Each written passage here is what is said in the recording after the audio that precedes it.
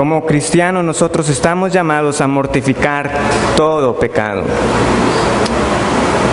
Hemos entonces, después de haber visto una introducción acerca de la santidad y cómo en general luchar contra todo pecado, viendo algunos específicos.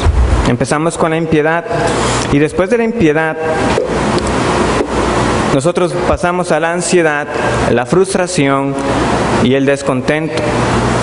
Pero vimos que la clave para luchar contra ellos y en particular contra la impiedad, que es el que da raíz o que es la raíz y da origen a los demás, es por medio de las disciplinas espirituales. ¿Qué son estas? Son medios de gracia que el Señor nos ha provisto para que nosotros podamos ser cada vez más a la imagen de Cristo, para que nosotros podamos sumergirnos en el río de agua viva. Hay muchas de ellas, pero en particular yo destaqué la meditación en la palabra de Dios. Hoy en día la palabra meditación suena mucho a lo que practican algunos en yoga o algo así, o que la gente pone la mente en blanco y voy a meditar. Eso no es la meditación de la palabra de Dios. Al contrario, más que poner la mente en blanco, es llenar nuestra mente de la palabra de Dios. Solo de esa manera podemos cumplir lo que ella dice, de meditar en ella de día y de noche. Y es como hacer té, les dije la semana pasada.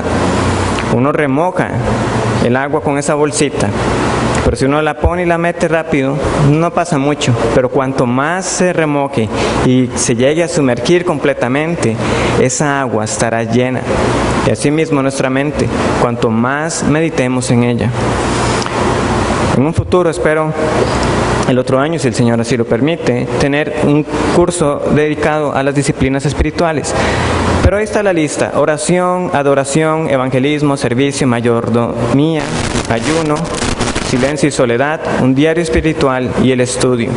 En todas ellas nosotros tenemos una oportunidad para ejercitarnos para la piedad, para ejercitarnos. Y de ahí entonces pasamos al pecado de la ansiedad.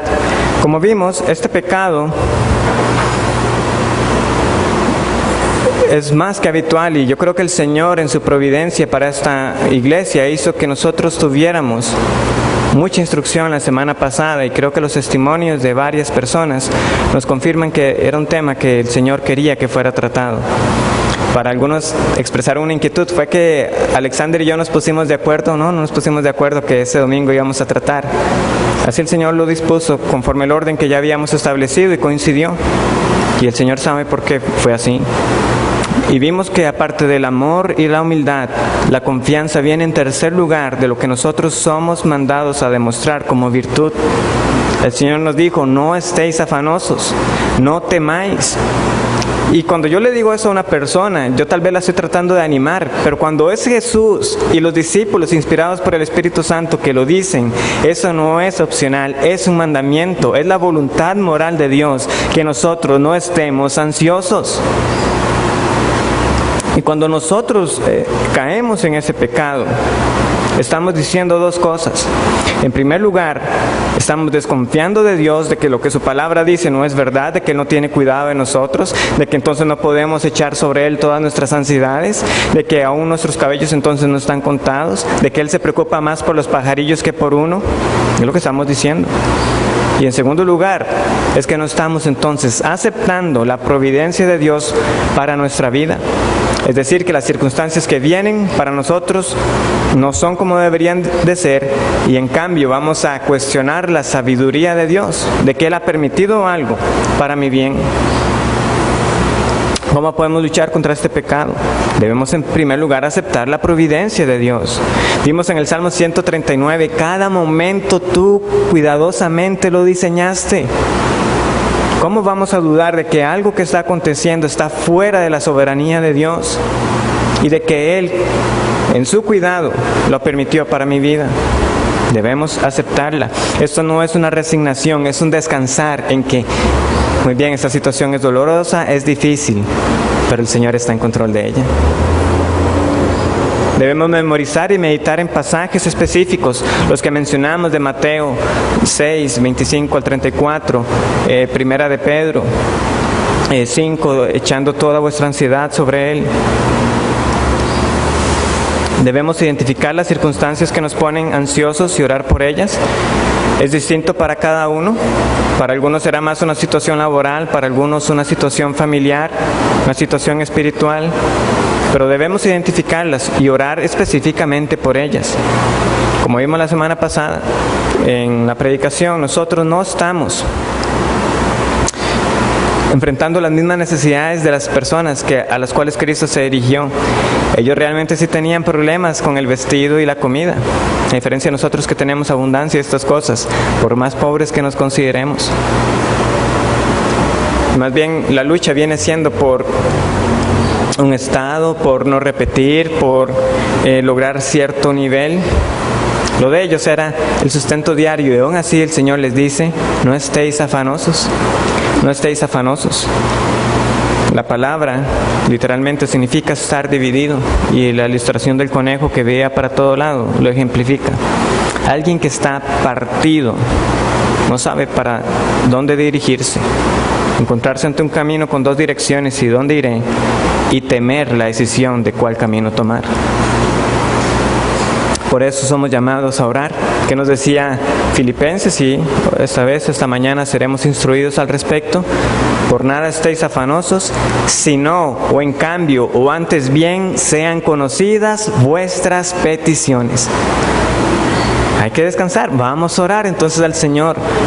Aceptar la providencia de Dios no quiere decir que no debamos orar por un resultado. Señor, eso es lo que yo quiero que suceda. Señor, sabes que mi anhelo es que esta situación resultara así.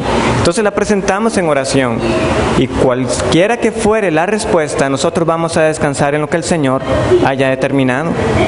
Pero vamos a orar a Él para no estar ansiosos.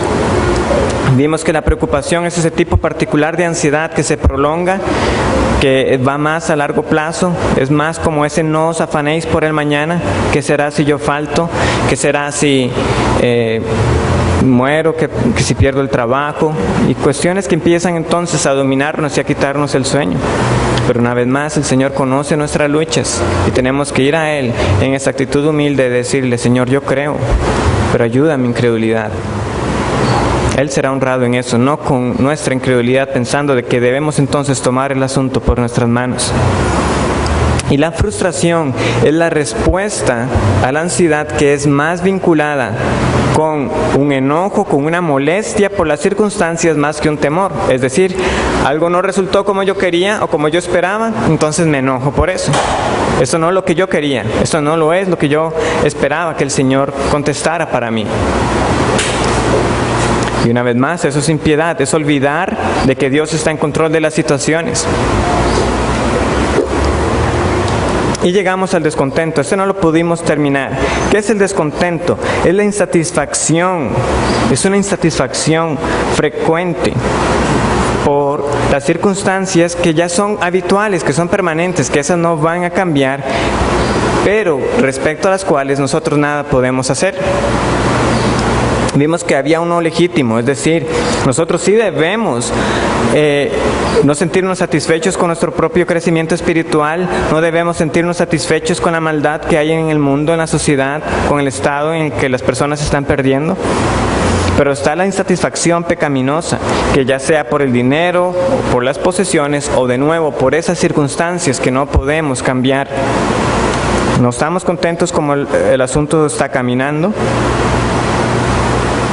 Y nos volvemos amargados, con resentimiento. Hay varios ejemplos que yo compartí la semana pasada: un trabajo que está siendo mal pagado, en el que no nos sentimos que nos estamos realizando como profesionales, que estamos solteros y ya tenemos cierta edad, de que no estamos pudiendo procrear, de que el matrimonio no está caminando, está siendo desdichado, discapacidades físicas, una salud que ya tiene un mal permanente, es decir, ya lo que yo perdí de visión, ya lo perdí, ya lo que estoy perdiendo de capacidad auditiva, ya lo perdí, un reumatismo que está avanzando, etc. Una condición de salud que yo sé que ya eso no va a cambiar. Y nos volvemos descontentos por esta razón. También decíamos que no necesariamente tienen que ser situaciones dolorosas como estas que hemos descrito. Muchas veces nosotros nos volvemos insatisfechos por aspectos que, pensados en frío, diríamos, eso es una trivialidad. Y aún así, no nos gusta. Que algo no es del color que esperábamos, que no pude adquirir X cosa que yo quería tal como yo la había visto en mi mente. Algo que yo había visto a un buen precio y llego y ya luego lo encuentro un poco más caro y me vuelvo insatisfecho, descontento por eso. Que si uno lo ve bien, eso es trivial, pero aún así el pecado es manifiesto. ¿Por qué? Porque el descontento no depende tanto de cuán dolorosa sea la situación que estemos enfrentando. Es la respuesta que nosotros tenemos a esa situación. Y ya sea algo realmente difícil de llevar o algo pequeño, si la respuesta sigue siendo de insatisfacción, de no estar contento con lo que el Señor ha provisto o con lo que Él ha determinado, estoy pecando. No importa cuán grande o pequeña sea. Entonces, por eso, debemos reconocer que habrán otros que tendrán situaciones más difíciles que las de nosotros. Pero de nuevo, eso no determina o aprueba que nosotros estemos descontentos. Por eso nosotros debemos estar alertas. ¿Por qué? Porque una vez nosotros hemos llegado a ese punto, es fácil que eso derive en un resentimiento, ya sea contra Dios o contra las personas que el Señor ha puesto en nuestro camino,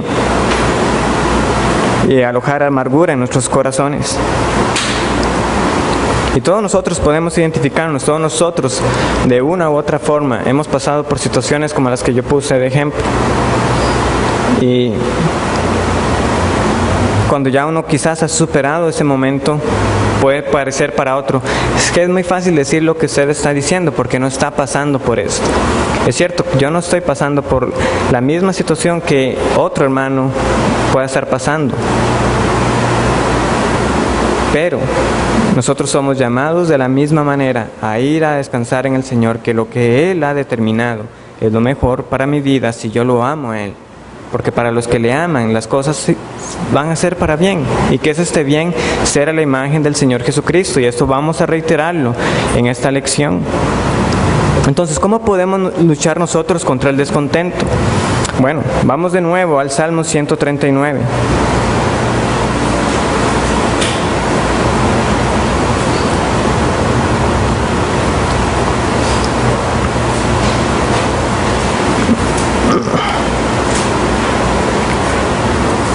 En el versículo 16 dice: mi embrión vieron tus ojos y en tu libro estaban escritas todas aquellas cosas o aquellos momentos que luego fueron formados, sin faltar una de ellas. Este es un pasaje a modo general que debe ayudarnos cuando estemos luchando contra esa insatisfacción. ¿Por qué? Porque una vez más el Señor ha determinado cada momento de mi vida, cada detalle. A Él no se le escapó nada. ¿Cómo no voy yo a descansar en que Él es más sabio que yo y que lo que estoy pasando, Él tiene un propósito para eso? En segundo lugar, por ejemplo, respecto a las limitaciones físicas, dice el versículo 3 en este mismo Salmo 139, porque tú formaste mis entrañas, tú me hiciste en el vientre de mi madre. ¿Hay una limitación en nuestro cuerpo? Una vez más, descansemos en que el Señor tampoco se le escapó ni uno de esos detalles. Él es quien nos ha formado. Cuando Moisés le dice al Señor: pero es que yo tengo problemas para hablar, me cuesta hablar. El Señor le dice: ¿pero quién hizo al ciego? ¿Quién hizo al sordo? ¿Quién hizo al mudo? ¿No he sido yo, Moisés? Dios no se excusa diciendo: Moisés, bueno, no quería que saliera así, pero bueno, saliste con ese problema. No. Yo soy quien hago todas las cosas, Moisés. No debes de poner esa excusa si yo te estoy llamando. Yo mismo voy también a trabajar en medio de esa situación para que mi nombre sea glorificado. Porque la excelencia del nombre no va a ser en el instrumento, sino en aquel que ha enviado el instrumento. También Levítico, un pasaje que estudiamos el año pasado, quiero que lo repasemos. Levítico 21.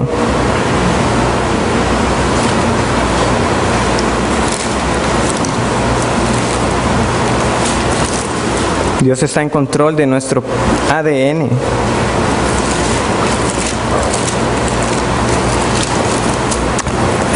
Levítico 21 trata sobre la santidad de los sacerdotes y hay una serie de requisitos. Al final del capítulo vamos a leer una serie de limitantes físicas, de discapacidades que podían excluir a un hombre de ejercer el sacerdocio como tal.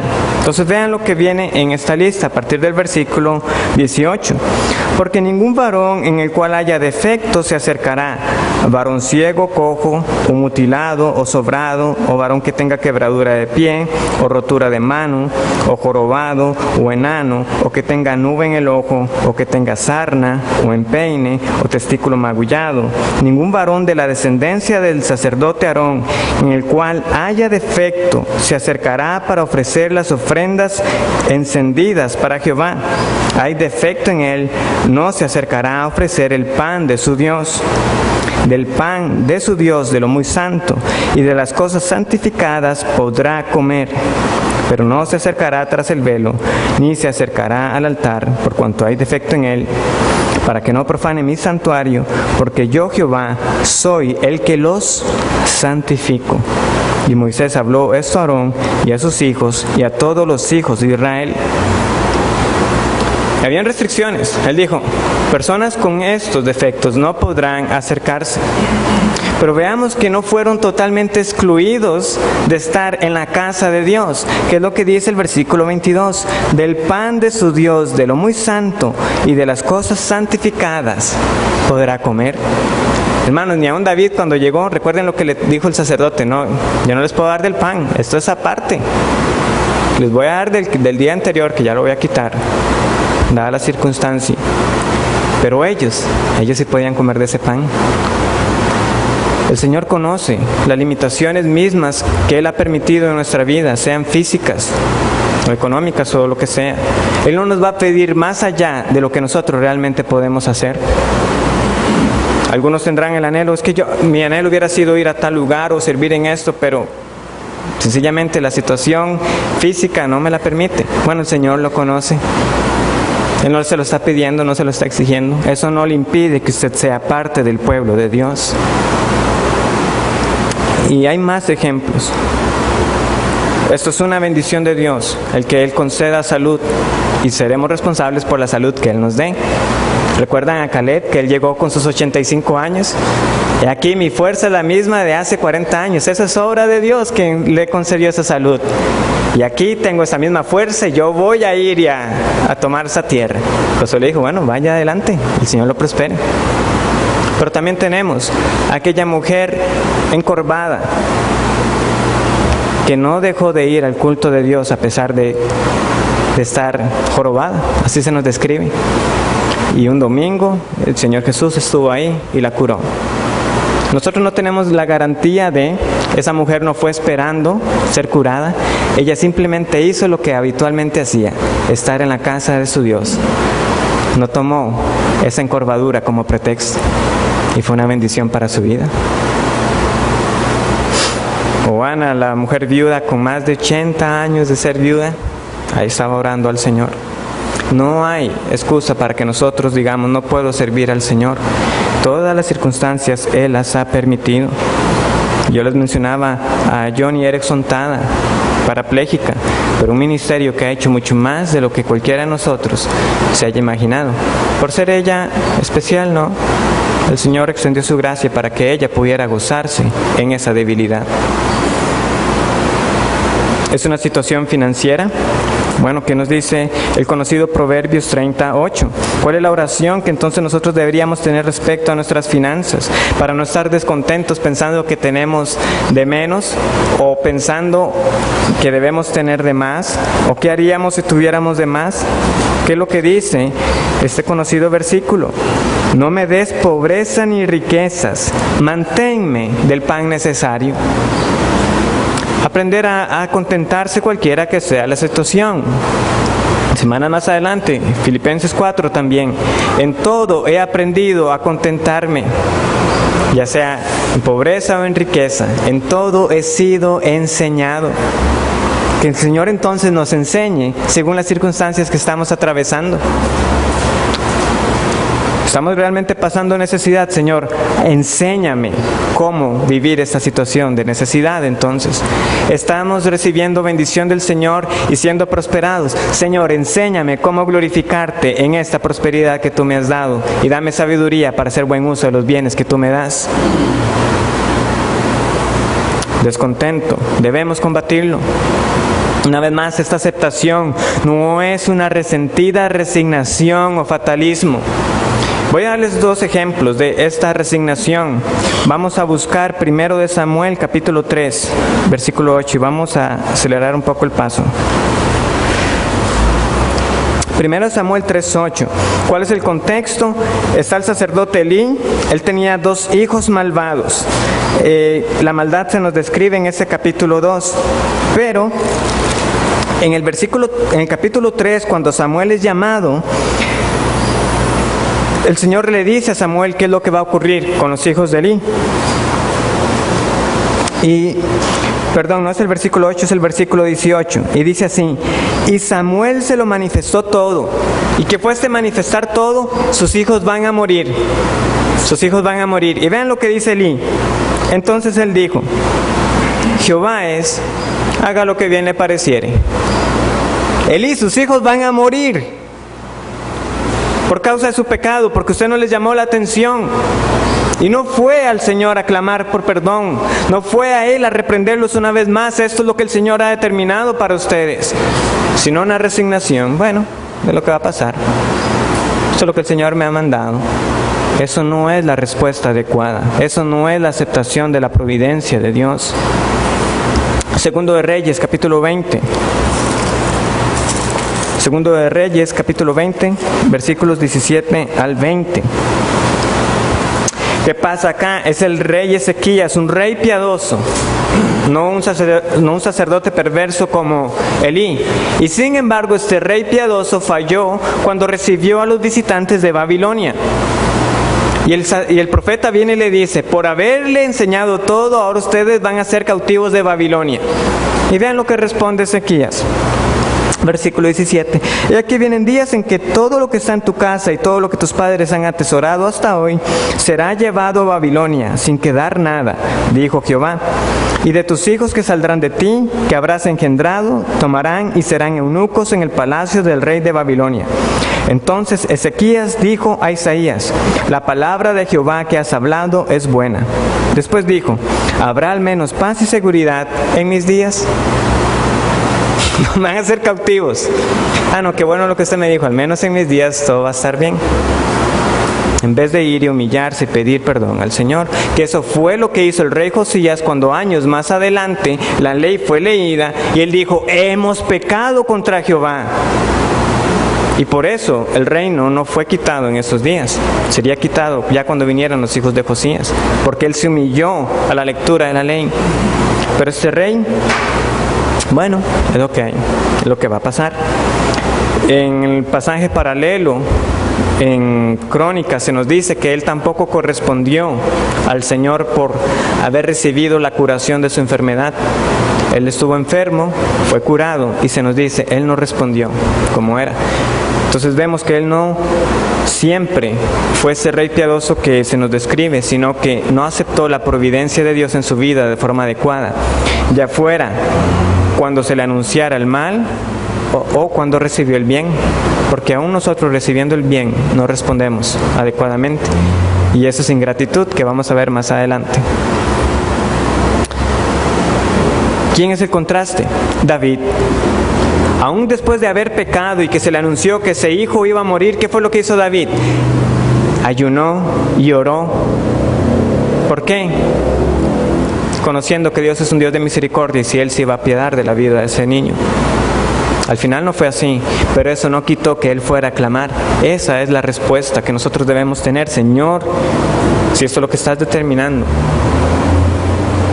ayúdame y ten misericordia. Y cuando ya la respuesta fue definitiva y el niño murió, bueno, fue lo que el Señor determinó. Es hora de levantarme, limpiar mi rostro y seguir adelante. ¿Estamos respondiendo de esta manera? La aceptación es se pregunta, ¿cómo puedo glorificar a Dios a través de esta circunstancia que Él ha permitido en mi vida? Sepamos por seguro que no va a ser con ansiedad, no va a ser con frustración, no va a ser con descontento. La pregunta que hace aquel que está recibiendo la providencia de Dios en lo que ha determinado es: Dios, ¿cómo puedo glorificarte en medio de y a pesar de? Entonces, ¿cómo podemos luchar? Una vez más, el remedio es la oración. ¿Podemos orar por sanidad? Claro que podemos orar por ella. Y debemos confiar que el Señor es poderoso para hacerlo. ¿Podemos orar por una solución? Claro que podemos orar por una solución. Pero la aceptación es precisamente que si Dios contesta, bástate mi gracia, su gracia va a bastar. ¿Por qué? Porque fue la respuesta que le dio a Pablo. Porque mi poder se perfecciona en tu debilidad.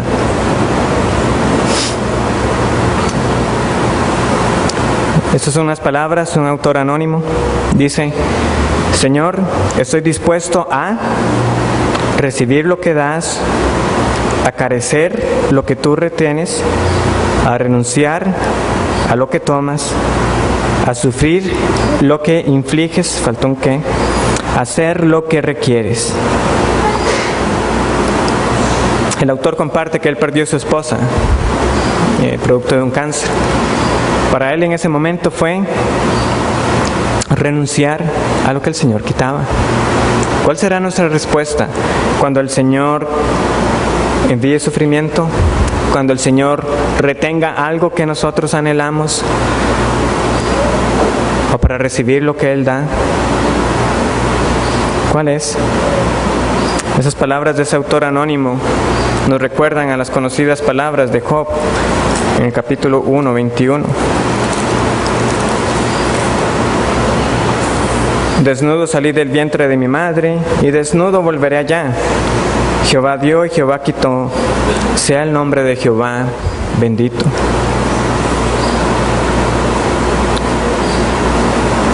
Estas verdades debemos aplicarlas, hermanos, porque cuando venga el momento, podemos tenerlas en nuestra mente, podemos tener estos versículos memorizados y presentes, pero si nosotros realmente no hemos pedido al Señor por esa disposición en nuestro ser, para que obre, para que nosotros podamos decir con integridad, sea el nombre de Jehová bendito, no vamos a responder adecuadamente. Vamos en cambio a añadir amargura y resentimiento, al punto de que vamos a menospreciar la palabra de Dios. Y a veces es cierto, uno buscando consolar no sabe cómo hacerlo, y uno recurre a las personas y les muestra los pasajes. Pero hermano, nuestra respuesta no puede ser: sí, yo sé lo que dice la Biblia, yo sé lo que dice. No podemos menospreciarla, es cuando debemos aferrarnos más a ella, abrazarla. ¿A dónde más iremos? ¿A dónde más iremos? Solo aquí tenemos las palabras de vida eterna. Por eso yo les decía, adelantando la conclusión, en Romanos 8, ese pasaje tan atesorado, cuando dice en el versículo 32, el que no escatimó ni a su propio Hijo, sino que lo entregó por todos nosotros, ¿cómo no nos dará también con Él todas las cosas? No escatimó a su Hijo. Una vez más, sea lo que el Señor nos esté enviando a nuestra vida, sea lo que el Señor nos esté quitando de nuestra vida, nosotros no podemos dudar del amor de Dios, porque Él no escatimó a su propio Hijo. Lo que ninguno de nosotros haría, de dar la vida de uno de nuestros seres queridos, el Señor lo hizo. Jehová Dios no lo retuvo para sí, sino que lo dio en rescate de los suyos para su pueblo. ¿Cómo vamos a dudar de que algo que nos está pasando es falta de amor de Dios? Todo lo contrario, la prueba mayor de este amor ha sido dada en el Señor Jesús, en quien tenemos redención de nuestros pecados, en quien es nuestra justicia, nuestra santidad.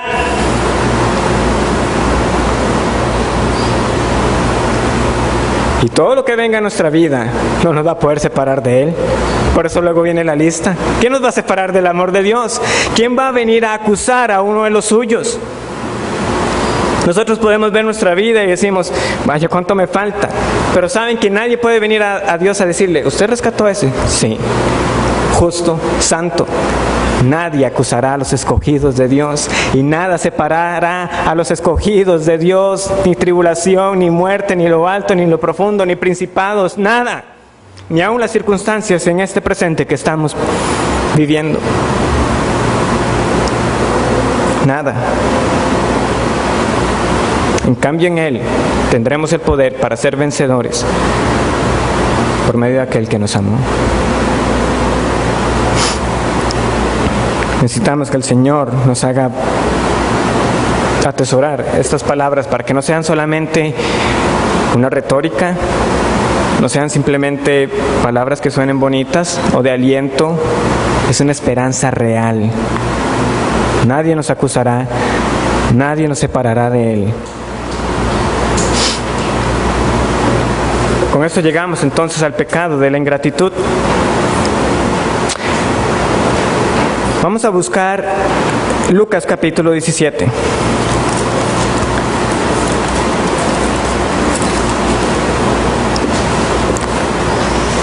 La lepra, como es llamada en la Biblia, consistió en un rango de enfermedades diversas, en general manifestadas en la piel de las personas. Lo que los médicos llaman hoy lepra es otra enfermedad. Pero en la Biblia se nos describe, y ustedes pueden ir a Levítico 3 y 14, donde hay una extensa descripción de las diversas formas de enfermedad que eran llamada lepra. Pero en general vemos que se manifestaban con llagas, erupciones, manchas blancas o una piel, que la carne quedaba al descubierto, una carne viva.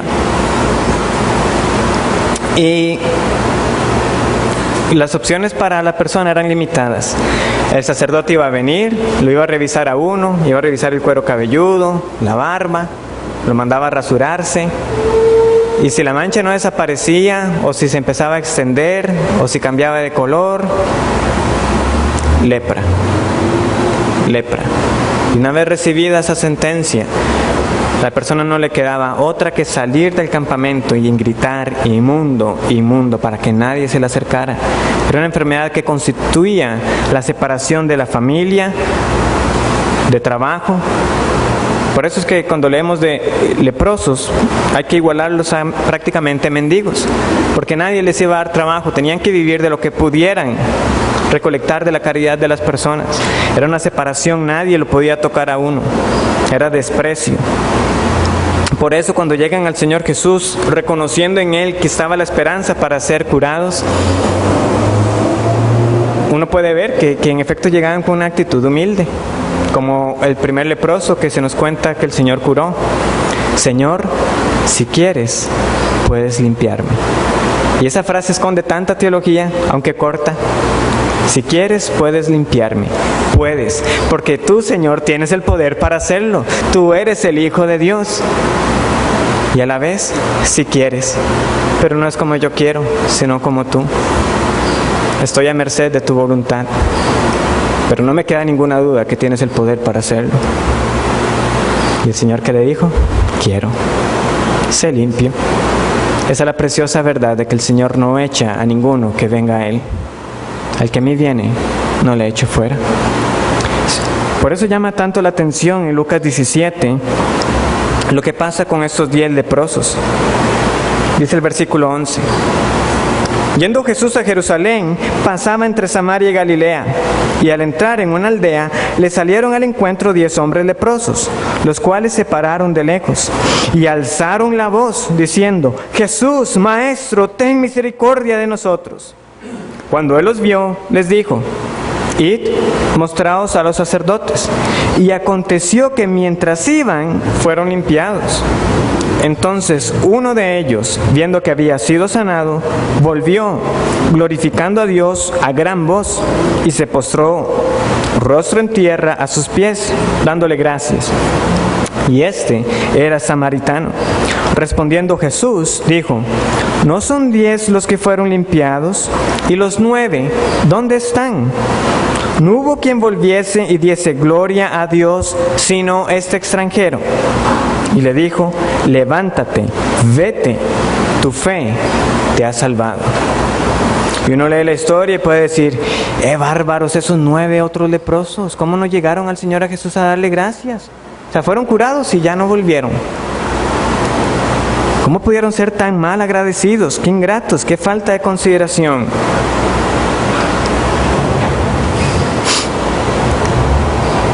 Dar esa respuesta revela también nuestro corazón. El sentirnos nosotros superiores y pensar que nosotros hubiéramos respondido diferente. De que nosotros no hubiéramos sido como esos otros 9, que hubiéramos ido por nuestro camino y no hubiéramos regresado a dar las gracias a aquel que nos sanó.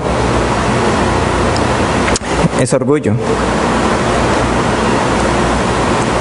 Y uno se pregunta, pero bueno, está el punto.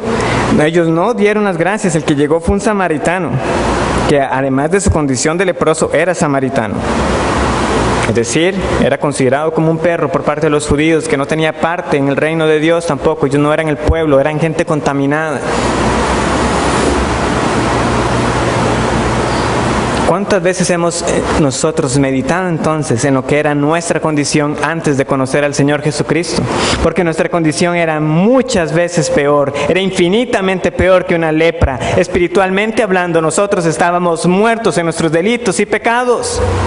No fue una simple lepra en nuestra piel la que nos fue quitada. Nosotros estábamos podridos, siguiendo la corriente de este mundo, como nos enseña Efesios 2, del 1 al 5 tan claramente. Y nos hemos detenido a reflexionar a conciencia lo que significa haber sido trasladados del dominio de las tinieblas, del reino de Satanás, a ser del reino de los cielos, al ser hechos cercanos por la obra de Cristo, al ser ahora considerados hijos de Dios. Hemos dado gracias a Dios por esto. ¿Cada cuánto lo hacemos? ¿O es que ya soy salvo y cada día lo doy por sentado? ¿Cómo no me iba Dios a salvar a mí?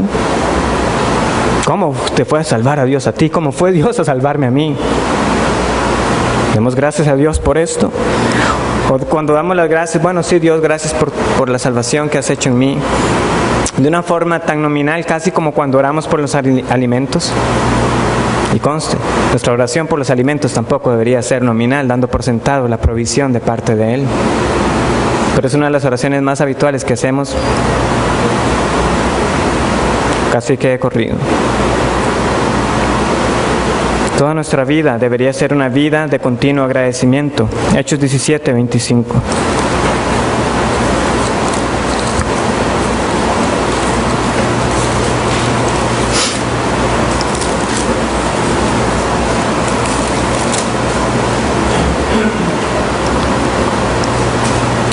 Dice así: ni es honrado por manos de hombres como si necesitase de algo, pues Él es quien da a todos vida y aliento y todas las cosas. Cada respiración debemos dar gracias a Dios, porque a Él le ha placido darte el aliento. Por lo tanto, cada momento de nuestra vida debe ser de darle las gracias por sostenernos. En Él es quien tenemos aliento. Agradecemos nosotros por las habilidades que tenemos, nuestras habilidades técnicas, físicas o intelectuales. Vean la advertencia que el Señor le dio al pueblo de Israel, Deuteronomio 8.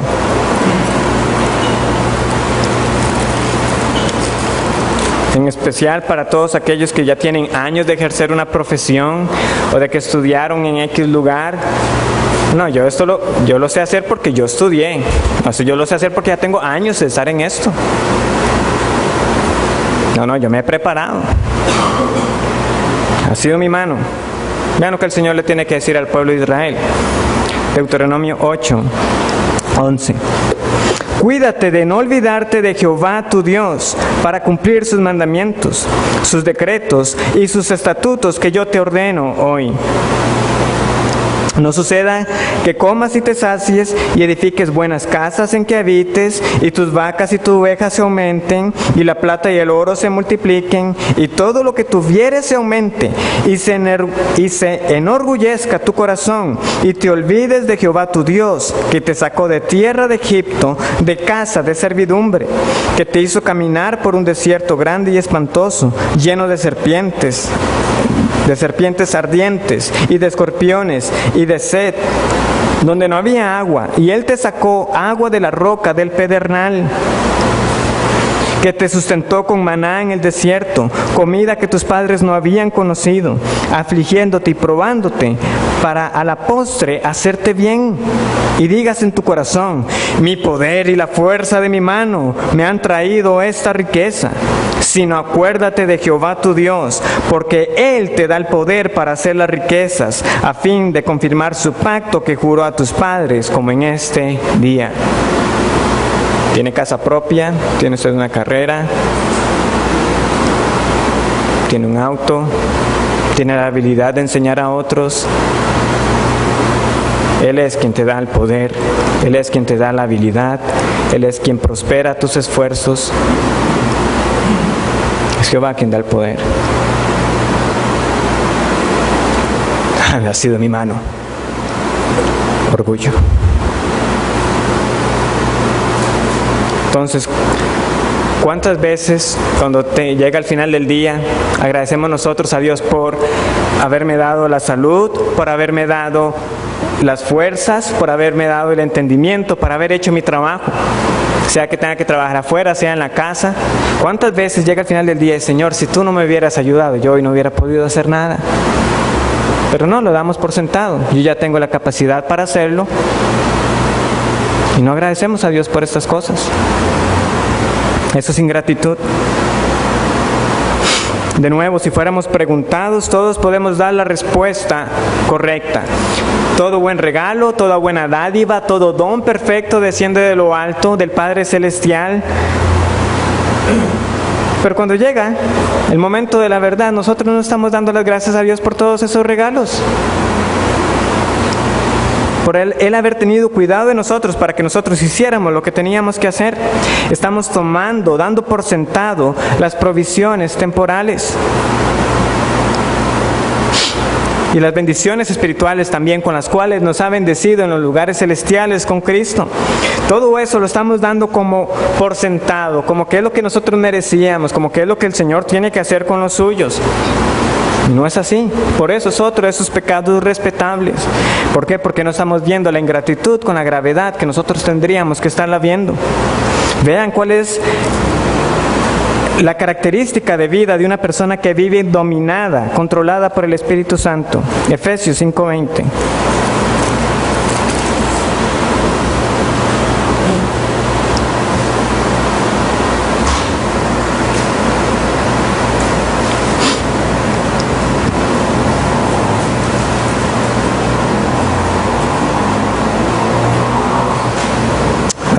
Tengo esta cita mal.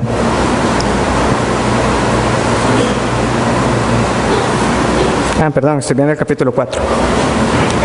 Efesios 5:20. Dando siempre gracias a Dios por todo, al Dios y Padre, en el nombre de nuestro Señor Jesucristo.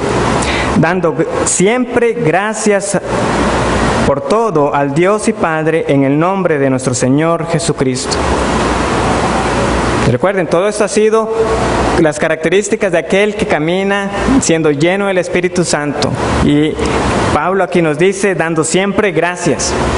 Una vez más, nuestra vida tiene que ser de continuo agradecimiento, y mucho más nosotros a quien el Señor nos ha permitido conocer su voluntad revelada en su palabra, que nos ha traído al conocimiento de la verdad, que nos ha rescatado de nuestra vida de pecado. Una vez más, esto no son sugerencias. Sería bueno que agradezcan a Dios. Hermanos, es recomendable que vivan una vida de agradecimiento, dando siempre gracias a Dios. Su mandamiento es la voluntad moral de Dios, que nosotros agradezcamos.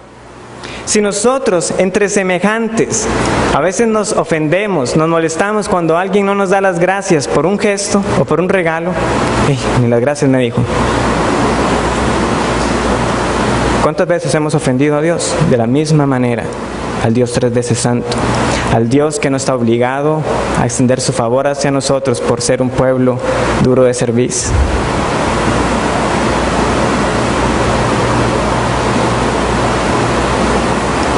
Es una ofensa infinita. Para que veamos que este pecado no es tomado a la ligera, vayamos a Romanos capítulo 1.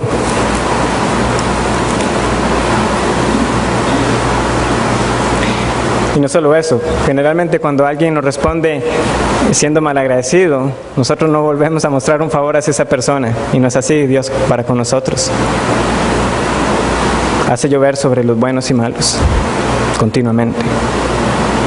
Dice así el versículo 18, porque la ira de Dios se revela desde el cielo contra toda impiedad e injusticia de los hombres que detienen con injusticia la verdad.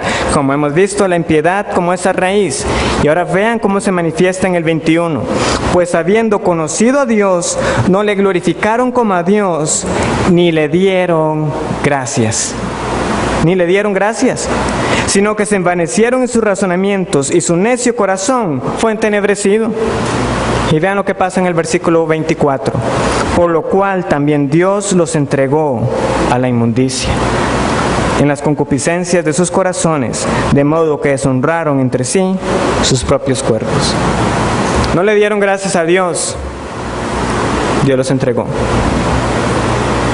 Cuánta gracia para nosotros de que el Señor no nos deje simplemente seguir nuestro camino y ser extraviados por no darle las gracias a Él.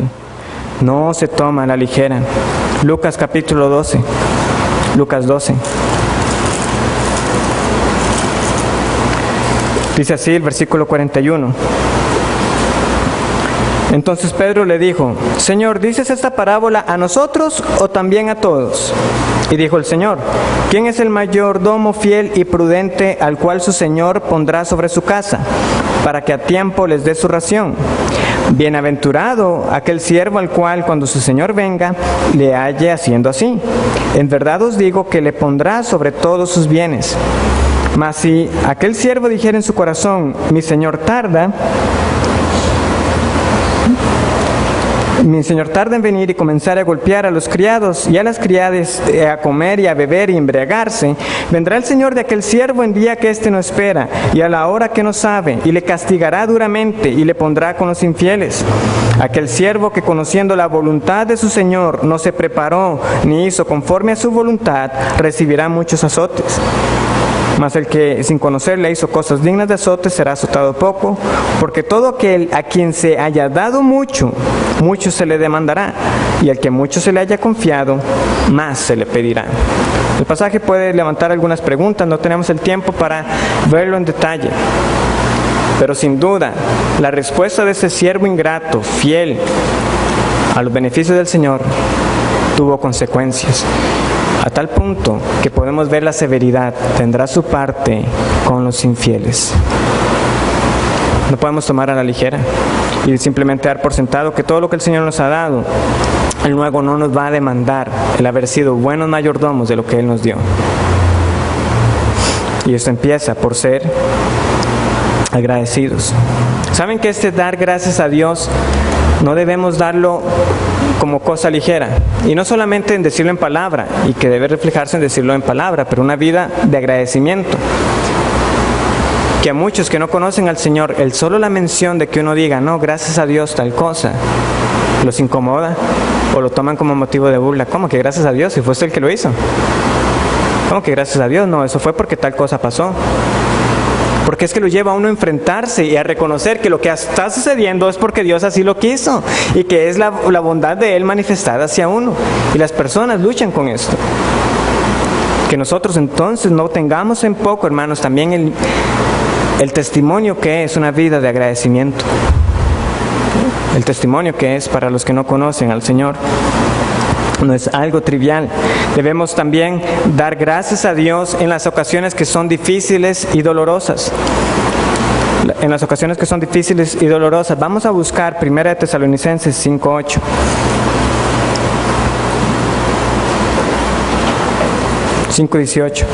Dice, dad gracias en todo. ¿Por qué? Porque esta es la voluntad de Dios para con vosotros en Cristo Jesús. Efesios 5:20 nos enseña que debemos aprender a dar gracias. 1 Tesalonicenses nos enseña que debemos dar gracias a pesar de las circunstancias y en toda circunstancia. Es que alguno dice, es fácil dar gracias cuando todo va bien, pero aquí dice, dad gracias en todo y por todo. Claro que podemos dar gracias a Dios cuando Él en particular nos rescata de situaciones difíciles o cuando Él provee de manera inusual. Y uno dice, ¿cómo voy a hacer con tal cosa? Y cuando usted ve la provisión de Dios, vamos a dar gracias por eso. Pero también cuando venga el momento de dolor, cuando venga el momento de aflicción, yo puedo ir en agradecimiento y decir, tu gracia me ha sostenido. Una vez más, esto solo puede ser hecho con fe, porque no es que digamos algo de labios por pura fuerza de voluntad, es que tengo que dar gracias. No, es que cuando por fe nosotros sabemos que todo lo que el Señor está obrando es por nuestro bien, yo voy a poder dar gracias por eso. ¿Cómo podemos entonces nosotros luchar contra la ingratitud? Bueno, recordemos las cosas por las cuales podemos dar gracias. Podemos dar gracias en primer lugar por la salvación. Si usted es hijo de Dios, tiene que dar gracias por la inmensa obra de la que ha sido receptor. Tenemos que dar gracias por las oportunidades que Él nos da para crecer espiritualmente y para servir a otros. Tenemos que dar gracias por la abundancia de bienes que Él nos ha dado, porque una vez más tenemos más de lo que realmente necesitamos para vivir. Por las circunstancias que se van de la mano o de las manos y no resultan como esperábamos. Y podemos por fe agradecer por todo aquello que Él está usando para nuestro bien. Una vez más, ¿cuál es este bien? Hacernos como Cristo. Tenemos los pasajes para memorizar, Efesios 5:20 y 1 Tesalonicenses. Voy a extenderme para nada más terminar con este punto. Hermanos, yo creo que solo esta lista de ansiedad, frustración, descontento e ingratitud ya nos pone a más de uno como, no tengo esperanza. O sea, todos pecamos de muchas maneras y estamos siendo confrontados con cosas que son pecado y que no estábamos viendo como pecado. Pero recordemos el propósito una vez más de lo que estamos estudiando. No es simplemente quedar ahí en un estado derrotista, qué pecador que soy, no hay esperanza para mí. Hay esperanza, para eso es el Evangelio. Debemos volver a Él. ¿Por qué? Porque Cristo venció toda impiedad. Él fue tentado, probado en cada punto como nosotros, pero sin pecado, nos enseña Hebreos. ¿Por qué? Porque Cristo venció toda ansiedad. Él sí fue el ejemplo de lo que es echar toda ansiedad sobre el Padre. Padre, si fuera posible, pasa esta copa, pero no como yo quiero, sino sea hecha tu voluntad. También Él venció toda frustración. ¿Por qué? Porque Él sabría que vería el fruto de su aflicción. Y por esa esperanza puesta, Él vino y enfrentó toda oposición, toda maldad. Cristo venció todo descontento. Él soportó el oprobio por el gozo puesto delante de Él. Y finaliza Isaías diciendo, y quedará mi siervo satisfecho. Estamos luchando contra el descontento, contra la ingratitud. Cristo es un Rey glorioso, gozoso, completo en sí mismo. Él no tiene frustración, Él no es un rey frustrado. Nosotros entonces podemos descargar todas nuestras frustraciones a Él. Este es el Rey glorioso, este es el Evangelio. Todo aquel que confía en Él, en cambio, será visto con la justicia y santidad del Padre. Dios nos verá y dirá, no has quebrado un plato, no has pecado, todo ha sido pagado por mi Hijo Jesús. Y esto nos dará las fuerzas entonces para luchar contra estos y vivir una vida para obedecer al Padre con la libertad de que ya no hay condenación. Señor bendiga su palabra.